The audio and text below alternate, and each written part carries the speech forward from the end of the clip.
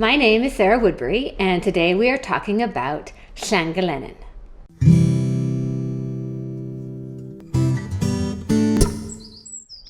So last week you explained that the prefix llan means a church or a churchyard. So I can only assume Llangelynin is some kind of saint? Yes, you are absolutely right. He was one of 12 brothers, along with Llangelynin that we talked about last week. They became monks because their father's court was inundated by the sea. His name, however, was actually Llangelynin with a C. And before you ask why the settlement is pronounced with a G, it has to do with the way certain consonants soften in Welsh depending upon what sound comes before them. Getting back to the church, the nave we see today dates to the 12th century, with the rest of it having been upgraded and added onto between the 13th and the 17th centuries. Of course, as with St. Llangelynin, St. Llangelynin lived in the 6th century, and the church is believed to have been founded then. One website called it the most remote church in Wales, since it lies, as does Llangelynin, on the west bank of the Conwy River, on the heights above the valley, albeit a bit farther north.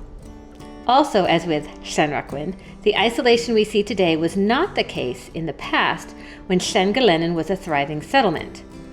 One story of the parish tells of a battle fought between the forces of Haug, Prince of Gwynedd, and those of the Edred, the Saxon Earl of Mercia, who attempted to cross the Conwy River and take over Gwynedd. So was this battle fought at Llangelynin. Okay. In the 9th century. Okay. As the story goes, in this conflict, Haug was completely victorious. He drove the Mercians from the field of battle and continued to pursue them until they were finally expelled from the principality.